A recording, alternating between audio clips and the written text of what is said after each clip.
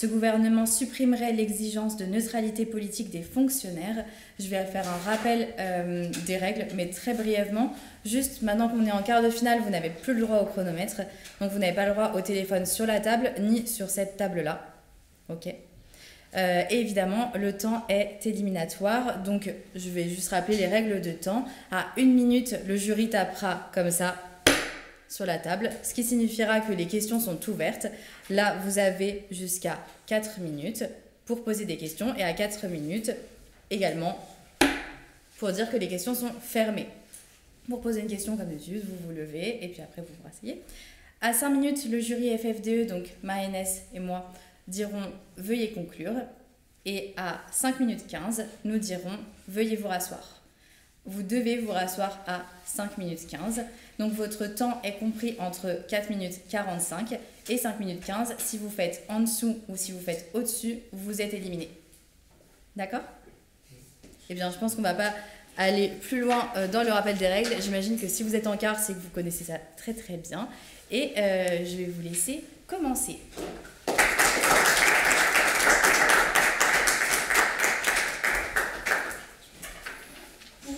Débat, nous appelons le Premier ministre du gouvernement, M. Clément Lecoutre.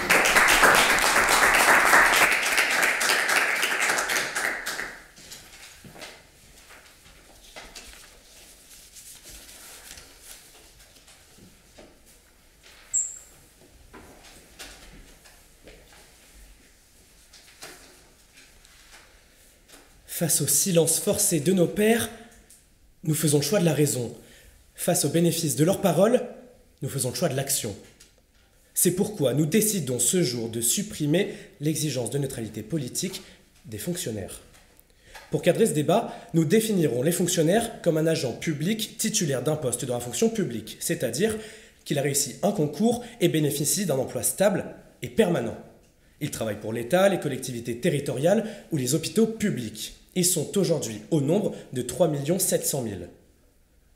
Pour l'exigence de neutralité politique, nous la définirons quant à elle comme l'interdiction d'un fonctionnaire d'afficher ses convictions politiques, que ce soit par sa parole, par ses gestes, ses écrits, ses affichages ou ses vêtements. Ainsi, grâce à ce projet, nous rétablirons à tous les fonctionnaires français la possibilité d'exprimer un avis politique dans le cadre de leurs fonctions. Nous tenons par ailleurs directement à préciser que lever l'exigence de neutralité politique ne veut pas dire qu'ils seront obligés de donner leur avis. Ceux qui préfèrent rester neutres car ils considèrent qu'ils n'ont pas à le faire, le pourront. Concrètement, notre mesure se mettra en place par une modification de l'article L121-2 du Code général de la fonction publique, ou CGFP, pour supprimer la partie disant, je cite, « Dans l'exercice de ses fonctions, l'agent public est tenu à l'obligation de neutralité ». Les fonctionnaires ne seront pas pour autant autorisés à s'exprimer de la manière de leur choix. La suite de l'article L121-2 du CGFP encadre déjà très bien les propos tolérés et la manière dont ils peuvent le dire. Il explique par exemple que l'agent doit exercer ses fonctions dans le respect du principe de laïcité, ou encore qu'il doit traiter de façon égale toutes les personnes et respecter leur liberté de conscience et leur dignité. Ainsi, tout propos déjà interdit par la loi continuera de l'être. La seule chose que notre projet mettra en place, c'est d'ouvrir un pluralisme des idées de manière publique et encadrée. Monsieur, je vais prendre votre question. Vous avez parlé donc de la CGFP, du Code du fonctionnaire. En revanche, que faites-vous de la Constitution qui décrit cette neutralité envers les fonctionnaires comme une valeur constitutionnelle? Je ne pense pas que le cas des fonctionnaires soit précisément explicité dans la Constitution. La Constitution, en revanche, dit que tout le monde devrait pouvoir le droit de donner son avis. L'exigence de neutralité politique des fonctionnaires n'est qu'une tentative de mettre sous le tapis un problème qui n'en est pas un. Tout être humain est déjà biaisé par ses avis politiques, dans ses propos, dans ses actes, et même jusqu'à la musique qu'il écoute. Un professeur de SES néolibéral ne fera jamais le même cours sur l'État-providence qu'un professeur d'une gauche traditionnelle, simplement car ils ont des convictions différentes. Et ce n'est pas une chose critiquable. Mais cela fait donc de l'exigence de neutralité une contrainte hypocrite et intenable. Donner aux professeurs le droit de pouvoir assumer leur avis plutôt que le dissimuler malgré eux est un progrès. Sous réserve, bien sûr, qu'ils n'empiètent pas sur le travail qu'ils doivent effectuer. Car si cette mesure offre des libertés, il est clair que les professeurs doivent continuer de respecter tous les aspects du programme de l'éducation nationale. Nos jeunes reçoivent déjà un avis politique, qui est celui de leurs parents. Dire qu'ils ne sont pas politisés serait une immense erreur.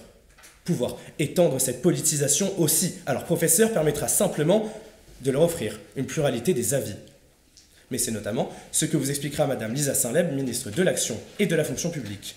Elle vous expliquera par ailleurs en quoi est-ce que la neutralité politique des fonctionnaires est un bâton dans les roues d'un système politique qui fonctionne. Et je dis bien qui fonctionne, car M. Marouane Bénis, ministre de l'Intérieur, vous démontrera que cette loi que nous souhaitons modifier est aussi une ouverture aux dérives, comme par exemple la répression des avis contraires à ceux d'une administration, ou encore la limitation des discours tolérables à ceux en faveur du parti du gouvernement. Enfin, Madame Charlotte Hémon, rapporteure générale du gouvernement, résumera nos dires et achèvera de vous convaincre que la partie de l'article 121-2 du CGFP sur la neutralité politique des fonctionnaires est sincèrement inutile dans un système politique qui respecte les droits de chacun, mais qui pourrait en plus devenir une arme dans les mains d'un gouvernement tourné vers le contrôle de l'administration et ou de la population. Car oui, cette loi, dans son état actuel, peut tout aussi mettre en danger le fonctionnement d'une administration publique. Il existe aujourd'hui dans la loi un trop grand flou juridique du droit administratif autour de cette neutralité et de l'application de ces sanctions en cas de manquement qui peut malheureusement amener à des dérives. Par ailleurs, ne pas pouvoir donner son avis politique crée aussi une ligne très fine entre ce qu'est une opinion et un fait concret. Aujourd'hui, le féminisme ou encore le droit des LGBT ne sont plus des opinions défendables en société, mais des faits qui dépassent la logique partisane et qui ne peuvent pas être simplement débattus politiquement. Face à une loi inutile ce jour et potentiellement dangereuse demain, nous, gouvernement, faisons le choix de stopper cette inaction. Redonnons à nos fonctionnaires d'aujourd'hui le droit à la parole qu'ils méritent.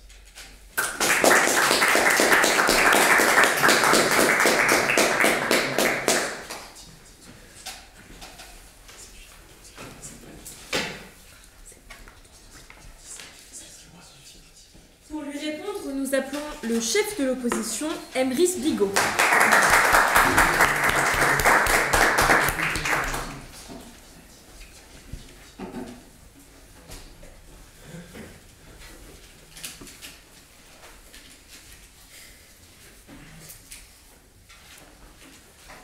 Mesdames et messieurs, le Léviathan n'est pas une hydre.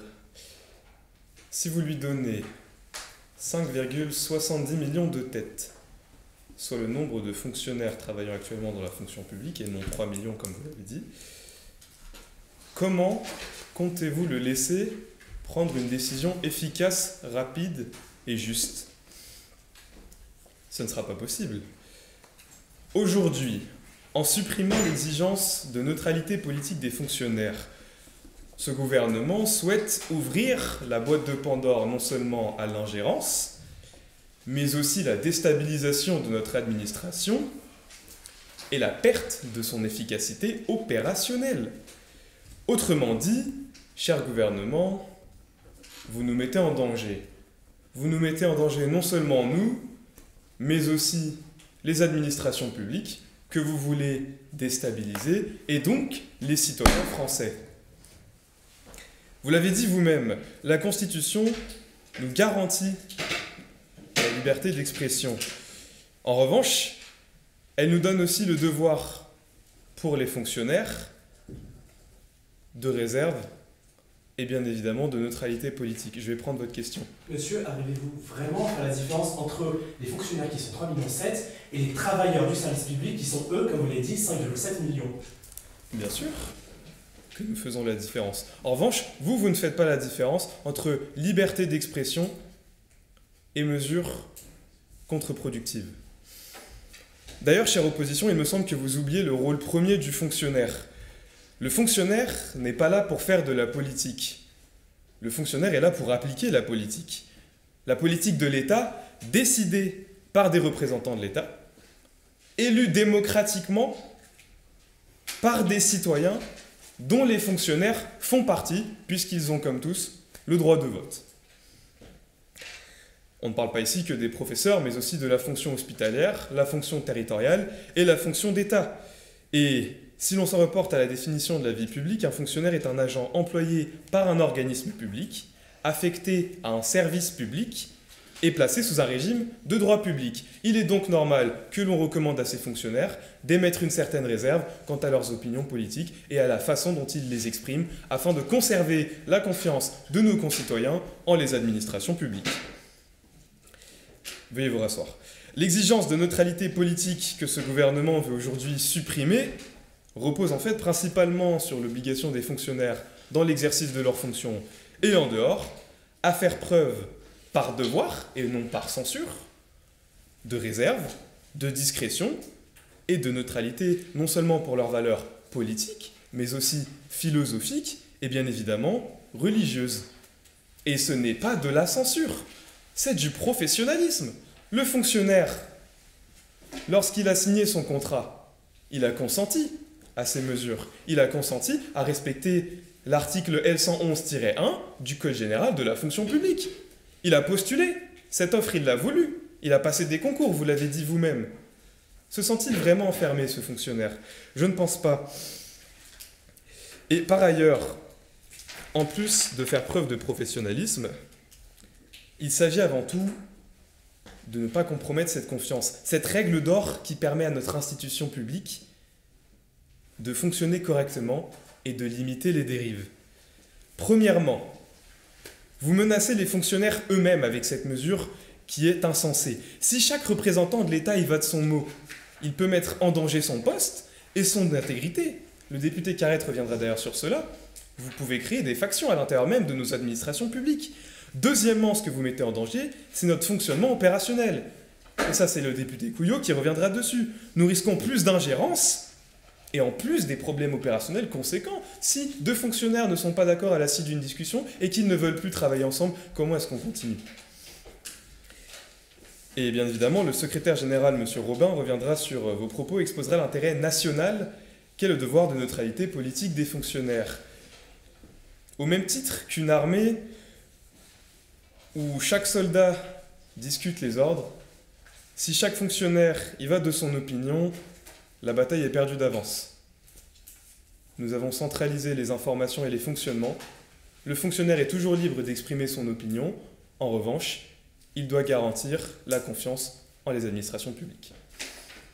Et par ailleurs, que ce soit pour l'édition du budget, la fonction hospitalière ou bien la fonction d'éducation, si vous laissez ces fonctionnaires donner leur libre opinion,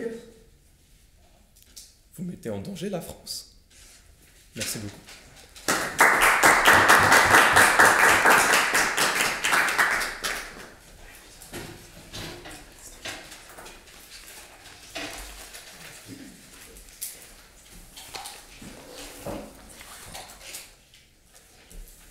Pour lui répondre, nous accueillons Madame la ministre de l'Action et la Fonction publique, Lisa Saint-Leb.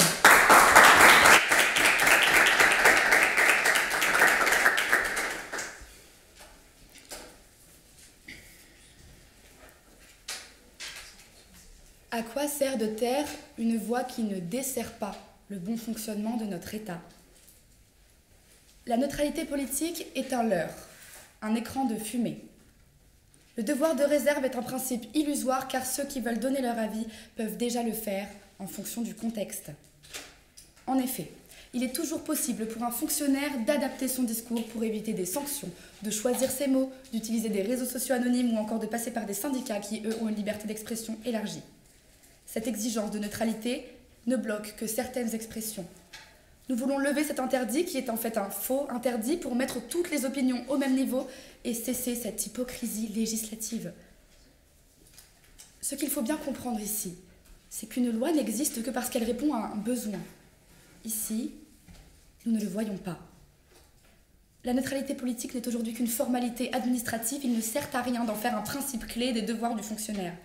La politique, ce n'est pas sale, ou intouchable, ou tabou, et il n'est ni grave, ni dangereux d'avoir une opinion et de l'exprimer, au contraire même en démocratie, il est préférable de le faire. Le problème qui résiderait ici, et cela je vous l'accorde, c'est le fait d'affirmer que cette opinion empêcherait un fonctionnaire d'effectuer correctement son travail. Mais en l'occurrence, La neutralité n'est pas l'impartialité et permettre l'expression n'inclut pas l'autorisation de devenir partial. Penser que lever cette neutralité va faire perdre du temps ou être contre-productif n'est pas cohérent, il s'agit simplement de libéraliser un système. L'expression des opinions publiques n'entrave pas et n'entravera jamais le fonctionnement des institutions. Notre gouvernement fait simplement le choix de remettre le débat politique sur le devant de la scène. Sous couvert, bien sûr, de l'impartialité à laquelle sont soumis les fonctionnaires, ils ne devraient pas s'empêcher d'exprimer leurs opinions politiques, parce que l'un n'est pas incompatible avec l'autre. Je vais prendre votre question. Si demain un préfet décide d'exprimer ses positions, on pourrait dire pro-russes, il exprime donc ses positions, est-ce que cela va réellement ne pas impacter le gouvernement ou il pourrait y avoir des actions de déstabilisation ? Je ne pense pas que faire de la politique du cas par cas est vraiment ce qu'on fait actuellement et on ne fait pas vraiment une décision avec des si. On sort un peu du cadre du débat avec ça et je trouve que attiser la peur sur notre mesure n'a aucun intérêt et vous le verrez par la suite d'ailleurs.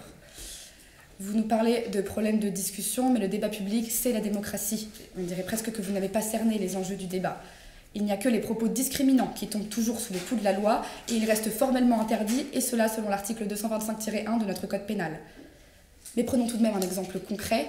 En 2020, un sapeur-pompier professionnel de l'Essonne a appelé à la mort de M. Emmanuel Macron, alors président. Il a été condamné à 6 mois de sursis. Sauf qu'une incitation à la haine n'est pas et ne sera jamais une opinion politique.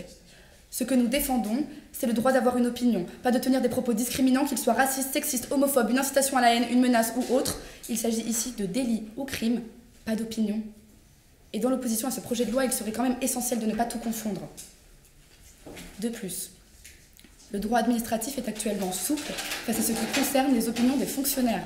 On ne parle en effet de condamnation que lorsque les propos sortent du cadre de la loi, pas quand ils entachent une certaine neutralité qui, en pratique, n'existe même pas. Le seul exemple récent d'une condamnation par question de neutralité politique est celui du pompier dont je viens de vous parler, et encore, celui-ci n'a été condamné que pour incitation à la haine, pas entache à la neutralité. Notre mesure ne ferait donc que relier la pratique actuelle du droit administratif à sa théorie. Et en plus, elle apporterait une véritable plus-value à notre fonction publique, ce que vous ne semblez pas voir. Celle-ci deviendrait plus attractive parce qu'aujourd'hui, les individus tiennent à leur liberté d'expression, aussi étonnante que cela puisse vous paraître. Ne plus leur retirer dès leur entrée dans l'administration serait une qualité qui redorerait la perspective de devenir fonctionnaire. Nous croyons que tout individu a le droit à une opinion, tant qu'il ne se sert pas de son métier de fonctionnaire pour agir de manière arbitraire. Et cela, vous semblez le confondre au vu des idées que vous avancez. On ne parle pas d'imposer son opinion, mais simplement d'avoir le droit de l'énoncer. Prenons l'exemple de l'enseignement. La neutralité politique de l'école est une illusion. Les élèves arrivent déjà à l'école avec une politisation issue de leur milieu familial. Plutôt que de prétendre à une objectivité impossible, mieux vaut assumer une pluralité de points de vue pour développer leur esprit critique. Et de toute façon, ce qui rallie d'ailleurs mon point selon lequel la neutralité n'est qu'une illusion, l'enseignement n'est jamais totalement neutre, car oui, tout est politique aujourd'hui. Le choix des textes étudiés, la manière d'aborder un événement historique ou une question sociale, un sujet de dissertation. Plutôt que de feindre une neutralité fictive, mieux vaut encourager un débat ouvert où les élèves peuvent réellement se forger leur propre pensée politique. La neutralité politique dans un système qui fonctionne comme le nôtre n'est qu'un écran de fumée qui aveugle l'opinion publique. Mais elle pourrait en plus devenir un outil dangereux pour notre démocratie si le système se détériore, ce que vous démontrera notre ministre de l'Intérieur. Permettre l'expression, ce n'est pas autoriser la partialité, c'est assumer la démocratie. Notre mesure ne ferait que reconnaître une réalité. Aujourd'hui, tout est politique. C'est permettre à chacun d'assumer ses opinions sans hypocrisie ni faux semblant que de faire le choix de notre projet.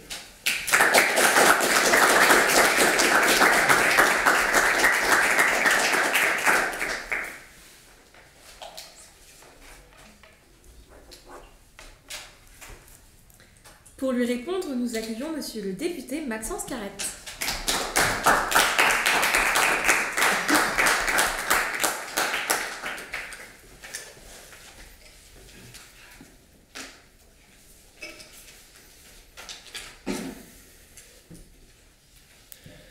Par ce projet de loi, le gouvernement, sous couvert de vertu, s'apprête à ouvrir une boîte de Pandore.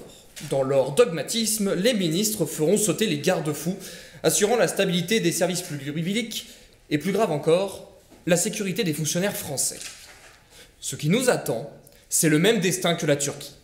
Souvenez-vous, en juillet 2016, la tentative de coup d'État des putschistes se solde par un échec. Le gouvernement turc d'Erdogan entreprend alors de grandes purges au sein de l'armée et des hauts responsables de cette manœuvre, mais beaucoup d'autres sont victimes de ce régime. Dans sa volonté d'asservissement, Erdogan s'attaque également aux fonctionnaires, ceux qui sont soupçonnés, à tort ou à raison, d'avoir exprimé de la sympathie envers les rebelles se retrouvent virés, exclus des institutions et mis sur liste noire. Isolés, ils ne peuvent plus travailler dans leurs anciens emplois, et je ne parle pas de quelques cas. C'est près de 150 000 personnes qui sont ainsi radiées. Nous pourrions nous dire que c'est la Turquie, et c'est une dictature, que cela n'arriverait jamais en France et que cette opposition extrapole pour s'opposer. Mais à l'heure où les extrêmes droites montent dans toute l'Europe, que les États-Unis fascistes d'Amérique tournent le dos à 80 ans de relations internationales, les menaces sont bien réelles et personne ne connaît notre futur. Les droits et nos sécurités ne sont jamais acquis.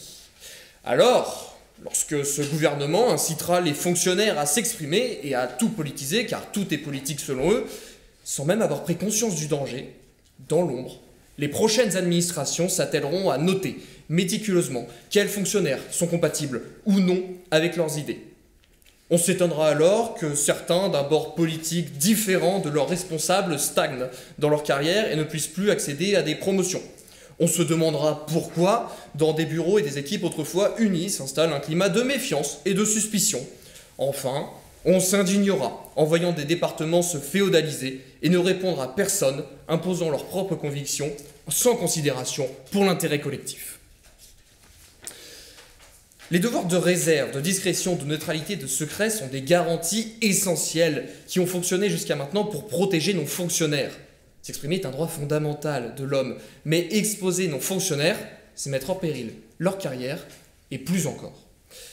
Et donc, malgré tous les risques, toutes les menaces qui pèsent alors individuellement sur chacun de nos fonctionnaires, car oui, il faut étudier les retombées de cette loi au cas par cas, ce gouvernement s'entête dans un projet ne considérant pas les répercussions.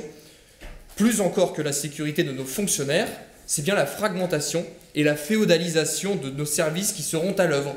Que fera ce gouvernement si le prosélytisme religieux s'installe sur le lieu de travail, c'est arrivé à Nantes en 2015, et sanctionné? Comment les fonctionnaires accueilleront-ils dès demain les discours réactionnaires de leurs collègues à la cafétéria? C'est arrivé à Grenoble en 2022 et sanctionné. Je prends notre question. En quoi le fait qu'un fonctionnaire exprime ses opinions politiques l'empêcherait-il en fait d'exercer son travail avec professionnalisme et impartialité?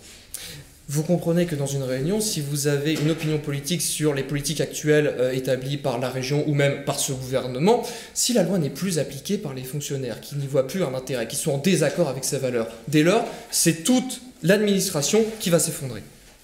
Vous pouvez vous rasseoir. Que se passera-t-il, oui, si chacune des décisions de la hiérarchie est critiquée et les salles de réunion deviennent des agoras? Chacun y va de sa petite logique. Ça ne fonctionne plus. Ça ne marche plus.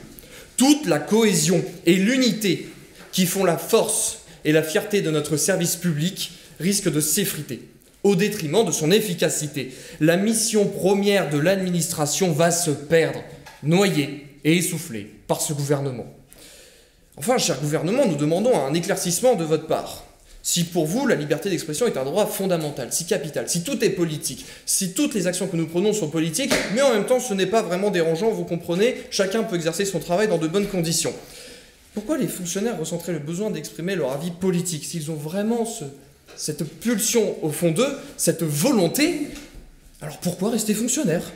Après tout, personne n'a forcé les fonctionnaires à le devenir, et en s'engageant dans le public, ils ont lu le contrat.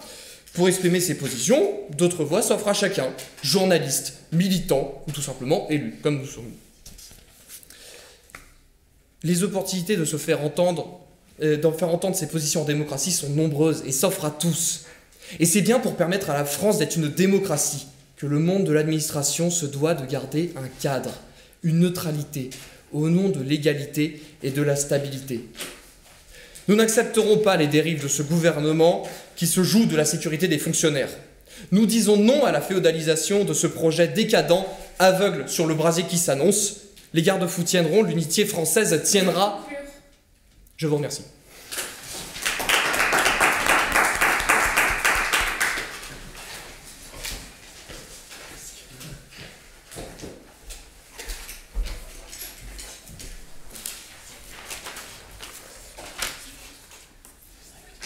Pour poursuivre ce débat, nous appelons Monsieur le ministre de l'Intérieur, Marouane Beni.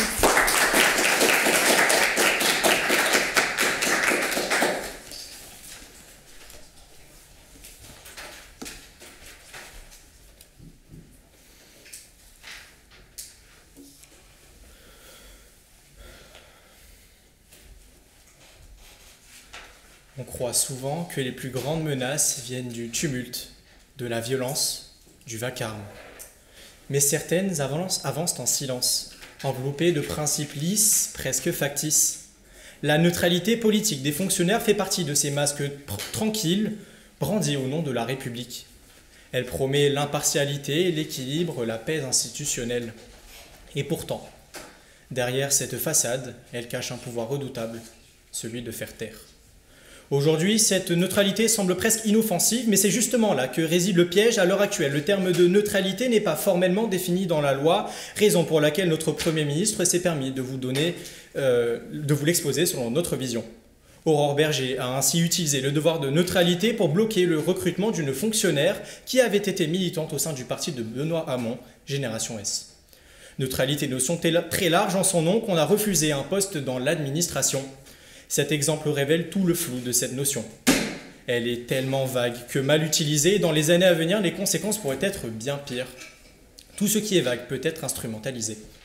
Comme l'a rappelé notre ministre de l'Action et de la Fonction publique, la situation actuelle n'est pas alarmante, mais elle peut très rapidement devenir grave. Le cas de Mme Bergé est un cas particulier, mais ces derniers peuvent devenir récurrents. En tant que gouvernement, il est de notre devoir d'avoir un sens de l'observation pour prévenir des dérives, et ce sans être alarmiste, sans être complotiste.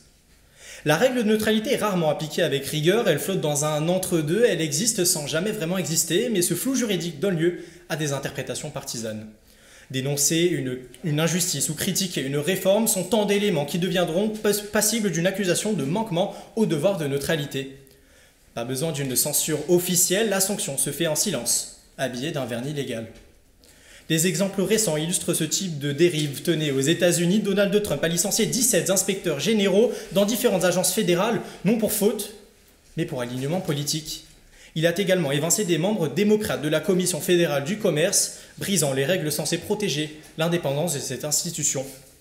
Mais détrompez-vous, en France, sans pour autant être systémique, des cas similaires sont également signalés. En 2023, déjà, un salarié employé dans une mission de service public a été licencié pour faute grave après avoir critiqué certains partis politiques sur son compte Facebook personnel. Son employeur a estimé que ces prises de position portaient atteinte à son devoir de neutralité, même si elles avaient été publiées en dehors de son temps de travail, estimation partagée par le Conseil de prud'homme qui a validé le licenciement en évoquant que l'obligation de neutralité s'appliquait à tout agent participant à une mission de service public, y compris dans la vie numérique. Je vais prendre votre question. Merci Monsieur le Ministre. Parce que les fonctionnaires pourraient tout dire, seriez-vous prêt à supprimer également le devoir de confidentialité ? Eh bien, il y a une différence entre devoir de confidentialité et neutralité politique. Un fonctionnaire qui exprime son avis politique n'est pas pour autant en train d'enfreindre le devoir de confidentialité. Il s'agit de deux éléments qui sont totalement distincts. Son avis politique et la confidentialité ne sont pas les mêmes éléments. Car si un simple post Facebook peut coûter son emploi à quelqu'un et entre de mauvaises mains, la ligne peut devenir dangereusement mince. Et c'est pour éviter que l'administration Trump d'aujourd'hui devienne l'administration française de demain que nous portons ce projet aujourd'hui. Ne faisons pas de ce cas isolé une généralité. Mais le danger ne s'arrête pas là, car au-delà des sanctions arbitraires, c'est le sens même de la vérité qui vacille lorsque la neutralité devient un filtre idéologique. Ce qui est factuel peut être soudain perçu comme une opinion, et ceux qui disent vrai, accusés d'être militants. Aujourd'hui, certains faits, pourtant validés, mesurés et documentés, sont de plus en plus perçus comme des opinions politiques. Le changement climatique, les inégalités de genre, le féminisme, encore les droits LGBT sont désormais vus par certains comme des sujets sensibles, idéologiques, voire militants, car trop de gauche, et lorsqu'un agent public évoque ces questions, même de manière factuelle, il peut être accusé de manquer à son devoir de neutralité. Et c'est ici que vous avez tort, chère opposition, et c'est là que le glissement s'opère. Il ne s'agit plus de préserver, comme vous avez tenté de nous l'expliquer, l'impartialité du service public, mais de censurer les vérités qui dérangent. Il suffit qu'une hiérarchie décide qu'un propos est un positionnement politique et qu'il est engagé pour qu'il soit censuré. Résultat, des faits deviennent des opinions et ceux qui les expriment deviennent des suspects. Chère opposition, vous ne permettez qu'un dialogue de sourds. Il y a aujourd'hui 3,7 millions de fonctionnaires. Vous ne faites même pas la différence entre fonctionnaires et travailleurs du service public. Vous évoquiez par ailleurs le fait que ça pourrait créer des clivages au sein de l'administration, mais vous avez tort. Les fonctionnaires ne sont pas engagés pour bien s'entendre, mais simplement pour travailler, et la pluralité politique est ce qui fait notre pays actuellement. Vous évoquiez le fait que l'administration sera de plus en plus ne sera plus au service du peuple, mais d'une idéologie, et vous avez tort. Le recrutement des fonctionnaires ne suppose aucune obligation d'opinion. Les fonctionnaires ont des avis très divers, donc pas de risque d'un virement de bord global de l'administration tout entière, parce que ce n'est pas le silence qu'on protège, c'est la parole.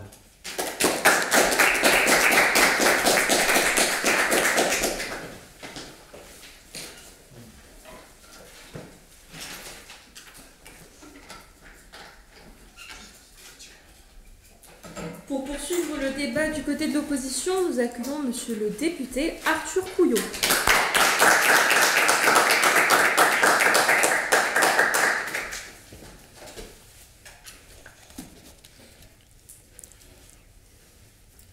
Servir l'État, servir l'intérêt général, donc servir les Français.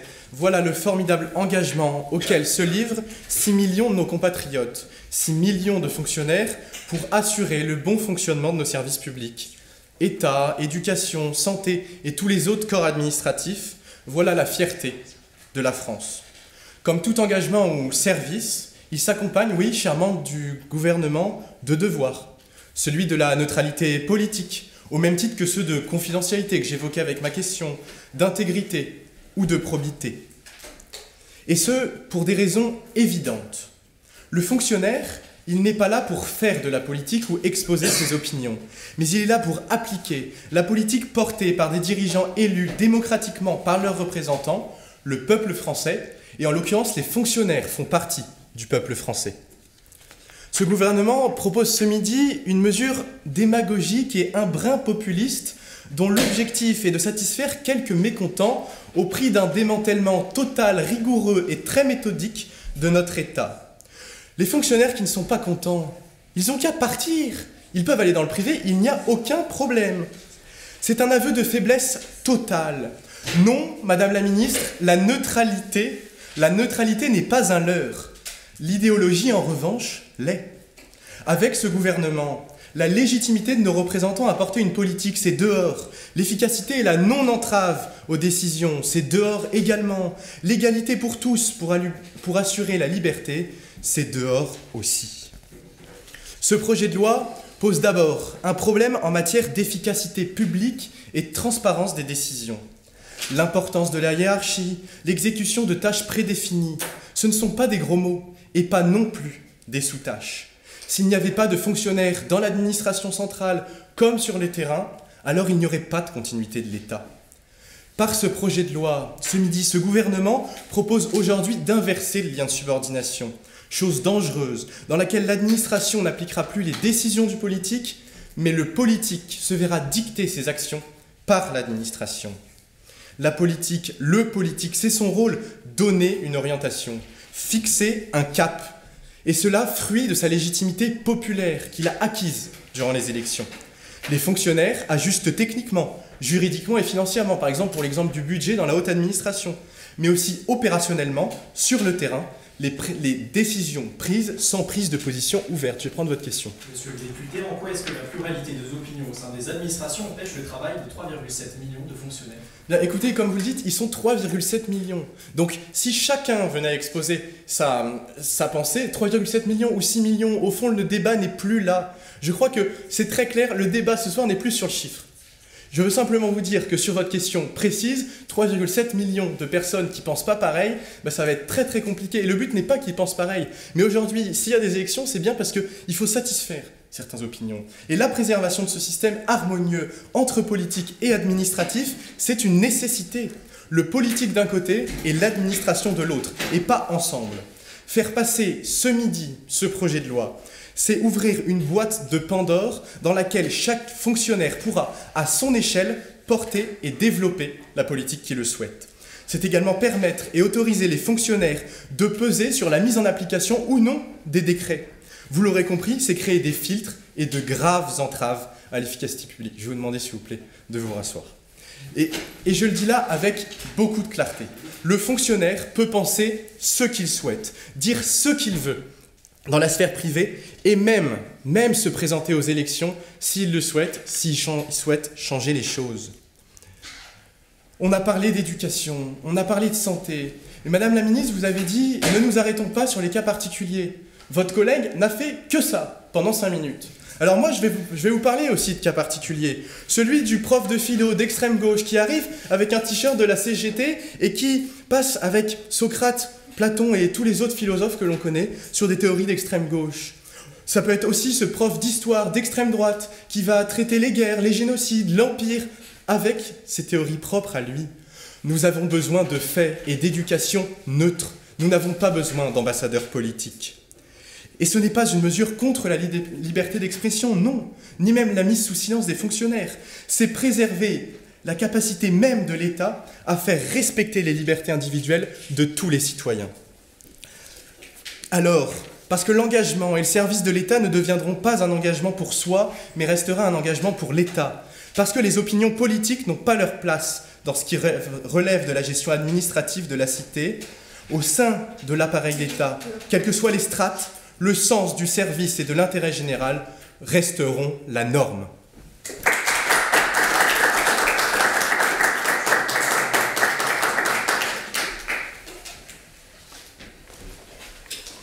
Pour clore le débat du côté du gouvernement, nous appelons Madame la rapporteure générale du gouvernement, Charlotte Hémon.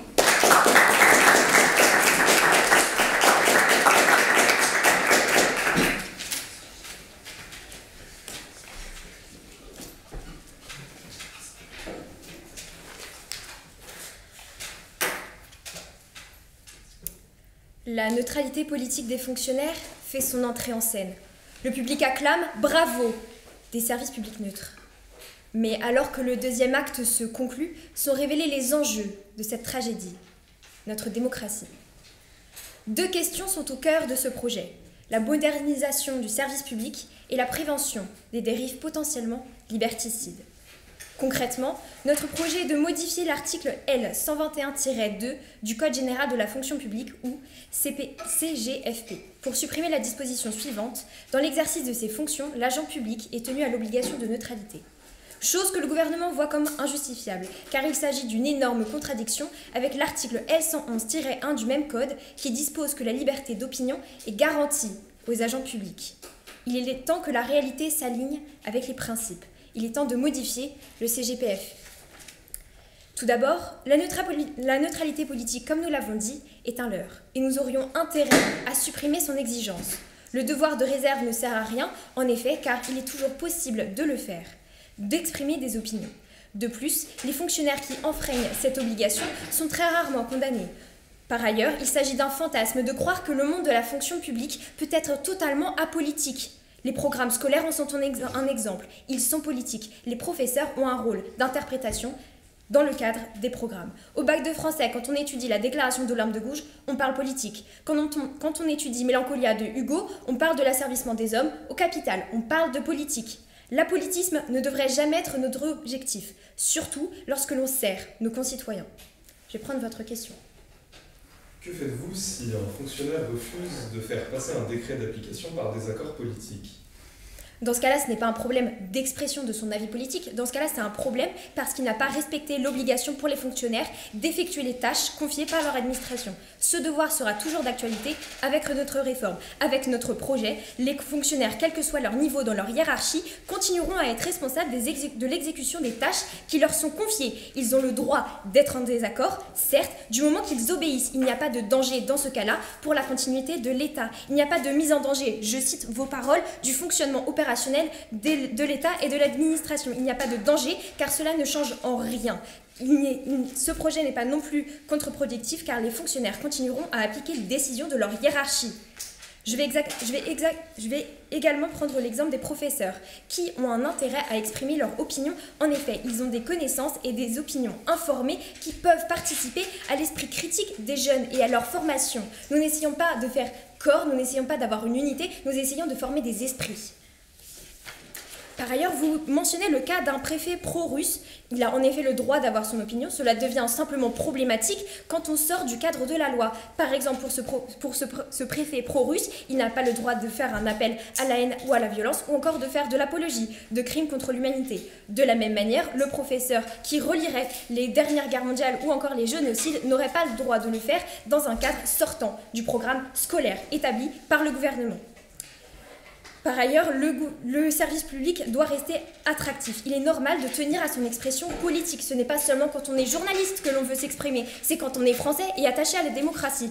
Quand on a besoin d'un travail, d'un revenu, d'un salaire, on ne va pas voir ailleurs. On ne part pas dans le privé, on ne va pas dehors. Il y a des nécessités matérielles que vous devez comprendre. Une situation de nécessité ne doit pas justifier une enfreinte aux libertés publiques. Par ailleurs, vous sortez le terme de professionnalisme. Tout d'abord, c'est un élément de vocabulaire flou qui n'a aucune valeur juridique. Vous utilisez un mot en isme pour faire joli et pour justifier une loi du silence. Vous semblez également avoir un problème avec les faits et les chiffres notamment. Nous vous répétons donc encore une fois que le nombre de fonctionnaires en France est de 3,7 millions et non pas 5,7. Enfin, j'aimerais vous rappeler une différence capitale entre l'opinion politique et la confidentialité. L'un révèle les données personnelles de quelqu'un d'autre, un médecin par exemple révélerait que j'ai un diabète, et l'autre expose simplement une simple opinion politique individuelle. Le médecin me dirait par exemple qu'il a voté pour tel ou tel parti. Ce n'est pas du tout la même chose. L'un attaque ma liberté, l'autre non. Ensuite, si aujourd'hui cette loi est inutile, elle n'a peu d'impact dans la réalité, elle peut hélas devenir un prétexte pour sanctionner arbitrairement des fonctionnaires selon leurs opinions politiques. Pouvez-vous vraiment parler d'une relation harmonieuse, je vous cite encore, alors que la neutralité aujourd'hui n'a pas de définition juridique? Nous avons eu l'exemple notamment de Aurore Berger qui s'est opposée au recrutement d'une haute fonctionnaire parce qu'elle avait été autrefois dans un parti politique. Peut-on parler d'harmonie dans ce cas-là? Enfin, la question des dérives extrêmes est possible. Elle est au cœur de ces débats aujourd'hui. Nous libéralisons pour éviter les dérives autoritaires, qu'elles soient américaines ou turques. Nous refusons que la liberté soit impactée. Et c'est pourquoi l'obligation de la neutralité doit quitter la scène. La France ne doit pas devenir le théâtre des pires dérives liberticides.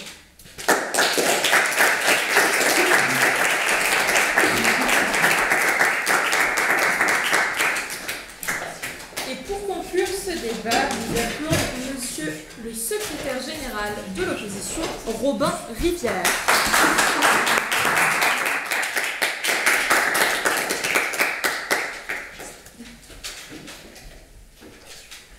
Mesdames et messieurs, bienvenue dans l'administration sponsorisée.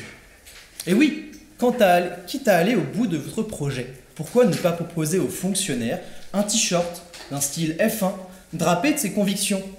Proposez donc à Franck, qui est militant tous les dimanches de l'anti-avortement, d'écrire sur son t-shirt « Enchanté, je travaille à la poste, je m'appelle Franck, je vais prendre votre enveloppe, mais sachez que vous pouvez me rejoindre ce dimanche pour militer contre l'avortement. » Cela me paraît quand même très surprenant.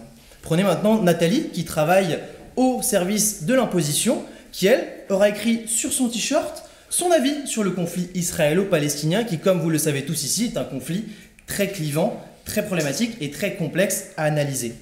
Je pense que cette situation n'est souhaitable pour personne dans aucun service de la fonction publique aujourd'hui et pour toujours.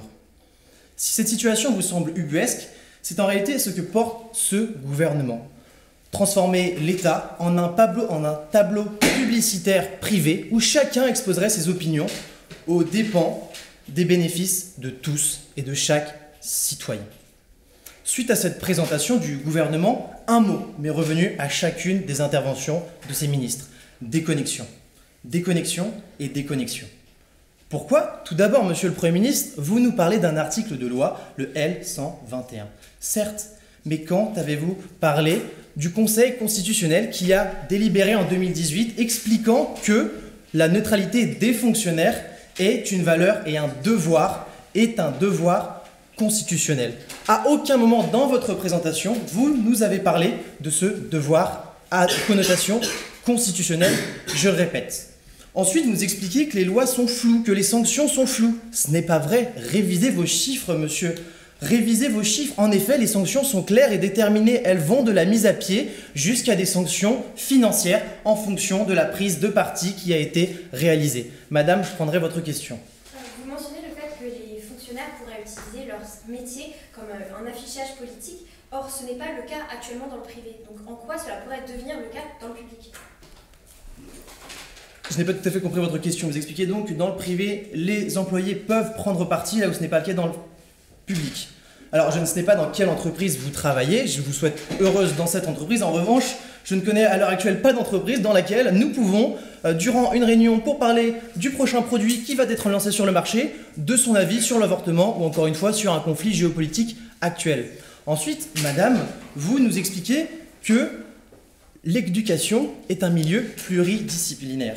En effet, je pense que la France est fière de ses programmes éducationnels avec des aspects sur chaque parti politique, sans parti pris, afin d'éduquer et de laisser la chance à ses étudiants de faire leurs propres avis politiques. Alors, vous veuillez m'expliquer comment, avec un professeur qui prend parti sur ses propres opinions et donc se détache de cette pluralité, de ces programmes qui ont été créés pour cette pluralité, va axer, va travailler, va avancer dans une démarche, encore une fois, de pluralité. Je n'ai pas compris ce point spécifique.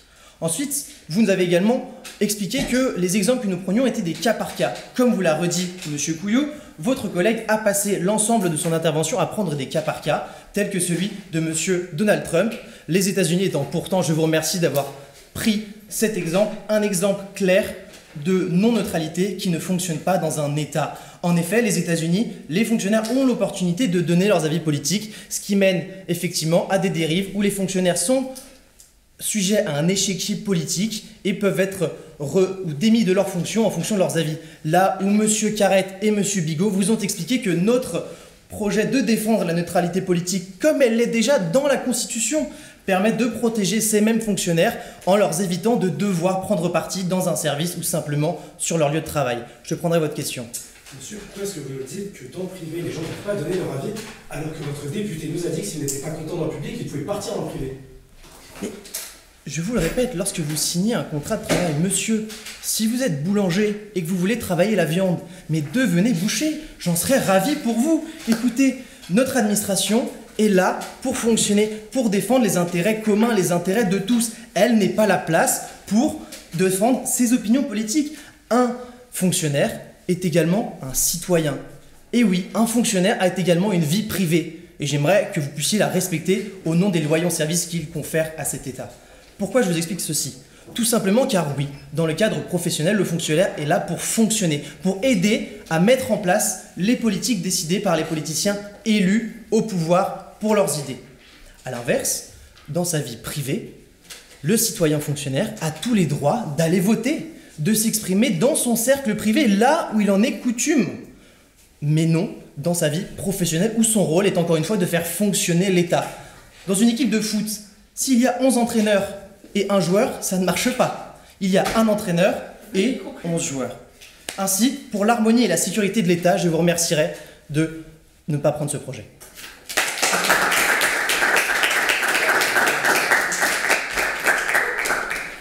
Bah écoutez, merci beaucoup. Désolée. La métaphore de l'équipe de foot a provoqué un léger fou rire dans le jury. Nous sommes navrés. On vous remercie en tout cas pour ce débat. On va se retirer pour délibérer. Donc merci à vous pour ce débat. Donc déjà bonjour à tous, bonjour aux orateurs, salut à toi Thomas. Donc petit retour global avant d'annoncer le résultat. Globalement c'est un débat que nous avons tous les trois apprécié, qui était très agréable à écouter, très agréable à juger. Évidemment il y a eu des défauts comme d'habitude. Ce qu'on a regretté, on va dire, c'est un manque de contraste suffisamment explicite sur la vision que vous aviez du fonctionnaire. Sur beaucoup de choses, vous rejoignez, ce qui, on va dire, retirait le côté débat pur, et globalement aussi sur la forme. Pour beaucoup d'orateurs, on va dire que ça manquait des fois un peu de panache, de personnalité, mais aussi de crédibilité dans l'incarnation. C'est les retours qui me viennent là globalement sur le débat. Je te laisse compléter Valentine avec tes retours et ceux de Maria-Inès. Ouais, alors du coup je vais juste vous lire les retours de Maria-Inès qui vous remercie pour ce débat qui était très intéressant. Ces deux gros retours, quand l'équipe adverse parle, pitié, on fait preuve de neutralité et de respect, on évite de se chuchoter, on communique à l'écrit si besoin et on évite les grimaces. Parce que même si nous on était là et en fait on vous voyait quand même beaucoup réagir, ce qui peut être intéressant parfois parce que du coup c'est intéressant que vous soyez à fond dans le match, mais des fois ça peut être très perturbant et en fait on vous voit vraiment et ça peut aussi parasiter que ça soit l'orateur ou l'oratrice qui passe et le jury et son appréciation. Vous incarnez une fonction et une équipe, vous devez nous sembler cohérents, soudés et avoir une répartition équitable de vos arguments. Vous devez nous faire croire que vous êtes des politiciens, vous devez presque être des acteurs, avoir un aspect beaucoup plus théâtral et inspiré, pas scolaire. Souvent, elle a l'impression que vous ne croyez pas en ce que vous disiez et c'est dommage. Oui. Oui, alors ça, c'est ce qu'on a remarqué juste pour la forme. Vous gigotez beaucoup. Donc faites attention parce que pareil, c'est des choses qui peuvent parasiter. Et dans le fond des arguments, nous, il a manqué certaines choses qui auraient pu être dites sur les fonctionnaires. Déjà, le débat des chiffres. Franchement, merci de l'avoir arrêté parce que 3,7, 5,7, 6, machin, ça, en soi, ça n'apporte rien parce que ça montre juste que vous n'êtes pas d'accord sur la définition du fonctionnaire. Donc, soit vous faites des définitions d'autorité qui s'imposent et du coup, les équipes doivent se mettre d'accord. À un moment donné, quand on arrive au premier, deuxième, troisième, quatrième, cinquième orateur, toujours sur le débat des chiffres, ça n'apporte rien. Donc il faut vraiment ça ne sert foncièrement à rien. Et ensuite, il nous a manqué certains arguments. Enfin, on a vu un grand thème qui s'est développé sur le gouvernement, sur le fait que cette neutralité en fait, en soi, n'existait pas. Mais pour nous, il y avait quand même des petits arguments qui auraient pu être développés. C'est ce que dit Marie-Agnès, c'est que en soi, vous aviez 4 orateurs et vous avez réparti les arguments très tôt. Et du coup, ce qui a pu déséquilibrer parfois la prise de parole. Par exemple, toi, Marwan, à la fin, tu as en fait répondu à l'équipe adverse, ce qui a aussi fait... Enfin, du coup, vos deux discours étaient par contre très liés, mais ça pouvait empiéter beaucoup sur le rôle de rapporteur général. Donc ça, faire attention à ça, et ce qui s'explique par le fait que vous aviez des arguments très très tôt, et à la fin, qui n'apportaient pas d'autres choses forcément à réfléchir. Et de l'autre côté, du côté de l'opposition, nous, il y a eu certaines choses qu'on aurait pu attendre, et vraiment d'assumer cette position de, en fait, un fonctionnaire n'est pas un citoyen comme un autre. Foncièrement, un fonctionnaire, s'il a un code du fonctionnaire, c'est parce qu'il y a d'autres devoirs, d'autres obligations. Et des exemples, sur la neutralité, il y en a plein, mais si le patron de la DGSI a ouvertement des positions politiques ou que, par exemple, sur la fonction publique hospitalière, en vrai, l'accès aux soins doit être neutre.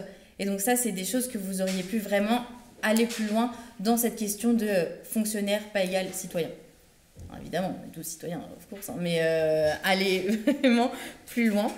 Je tiens juste à dire que vous êtes très drôle.